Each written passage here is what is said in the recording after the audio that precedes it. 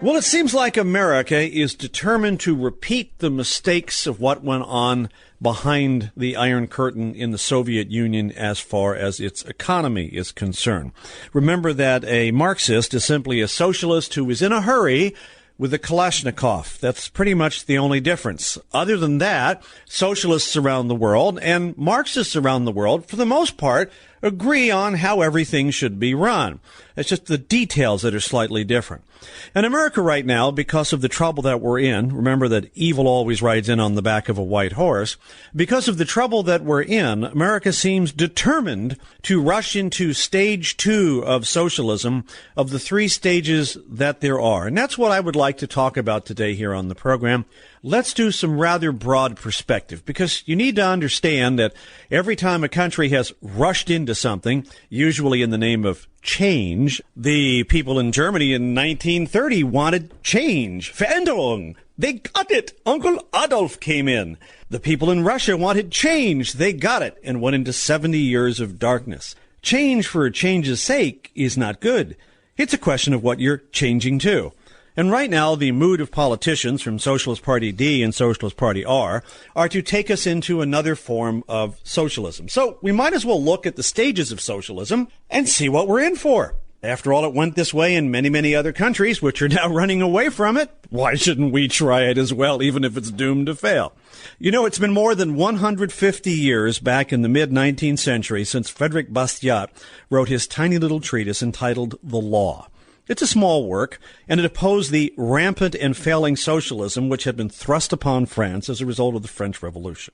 At this point, I have to jab my amusement at secular academics, by the way, who always like to revise history to portray the American Revolution as the sole product of Enlightenment secularist thought, ignoring the large influence brought about by the Protestant Reformation and its emphasis on a personal work ethic, personal responsibility before God, and attitudes toward the sanctity of private property. The French Revolution was hostile to the idea of private ownership, and it was the world's first espousal of socialism. It failed, and a lot of people lost their heads. France had to regroup itself and try again after that.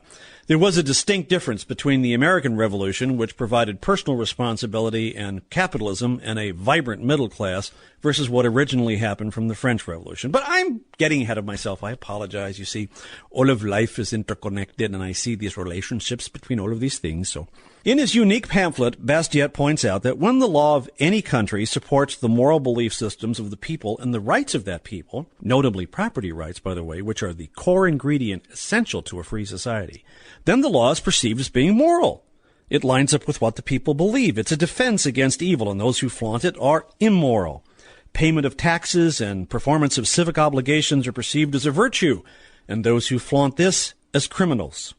However, when the law becomes a source of plunder and abuse, the people perceive the government and its law as evil and immoral and widely flaunt it.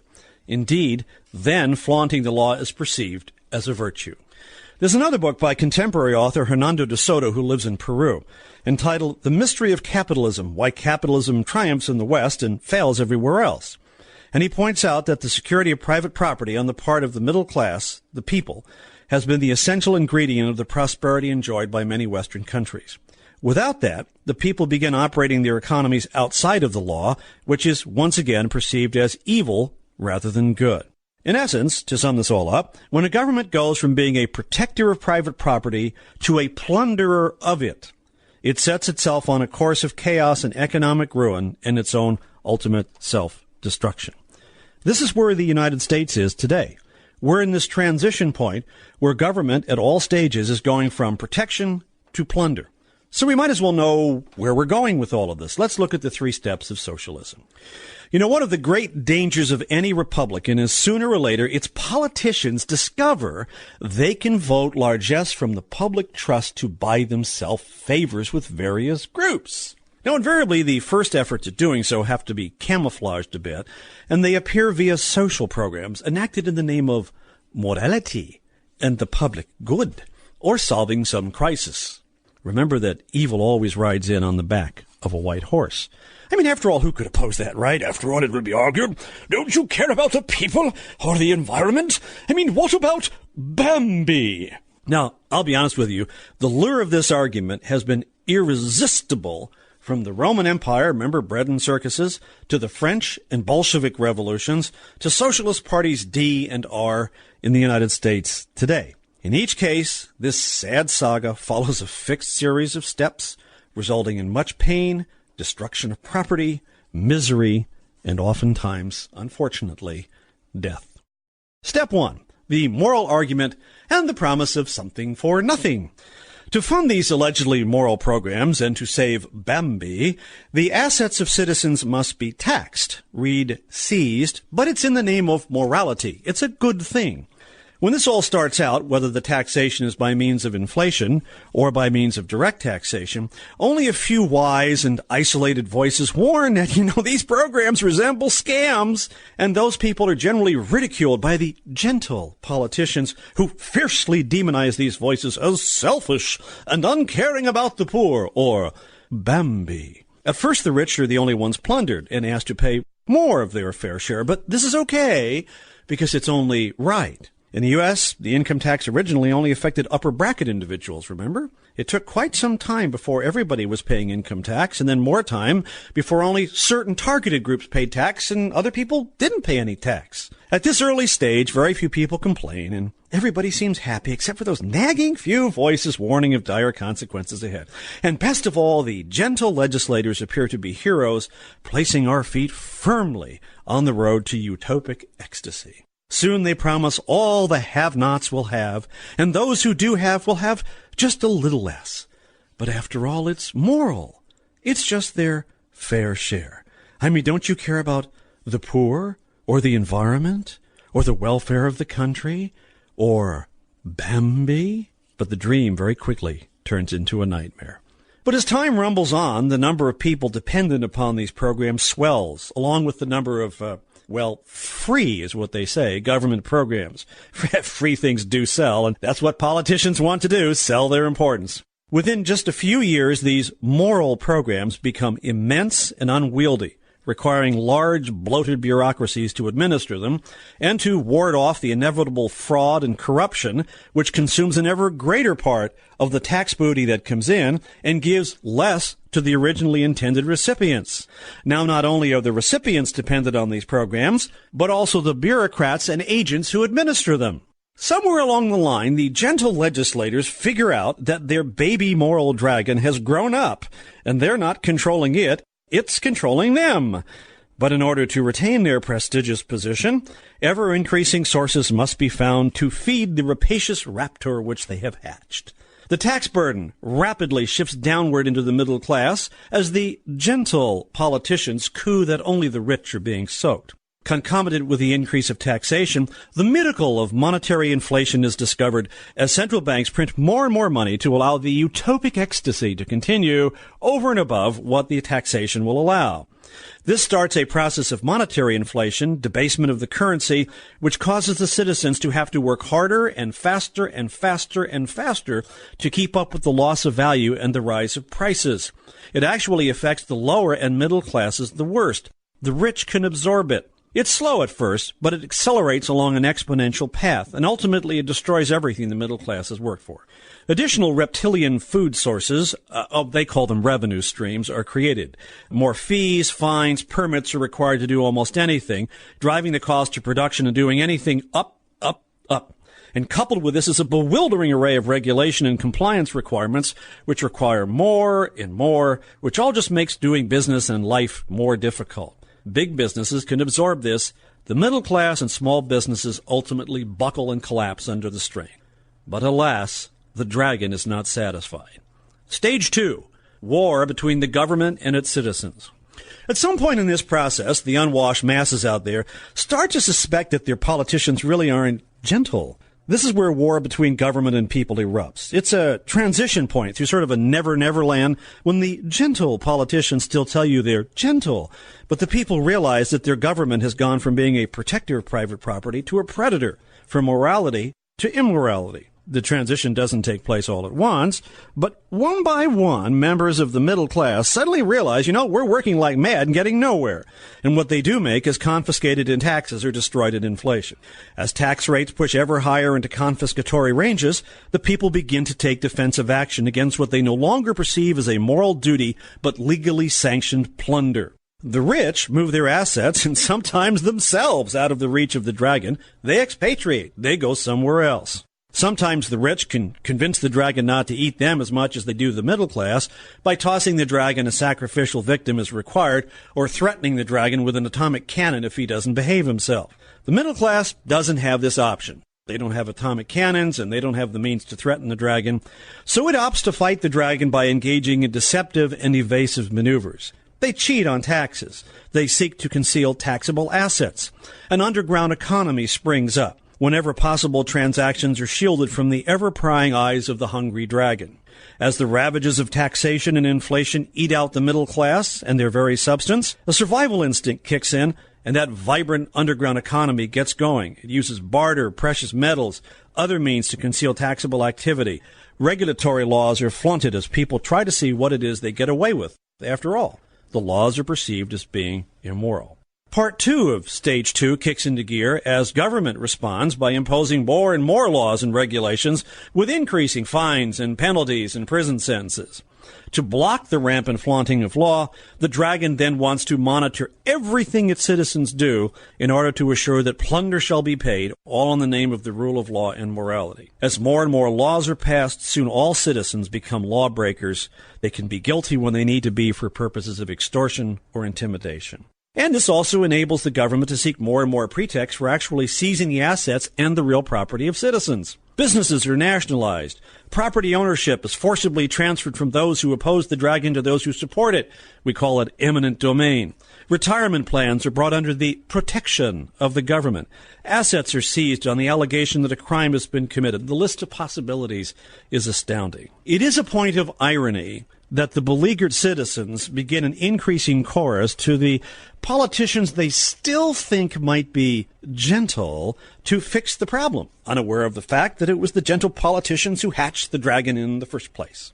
But the politicians are more than happy to be seen as dragon slayers, and they create a series of scapegoats for the problem, transferring blame for the mess and enacting a new series of programs to supposedly fix the problem. After all, that's what everybody wants, so if that's what you want, that's what the politicians will make it look like they're doing.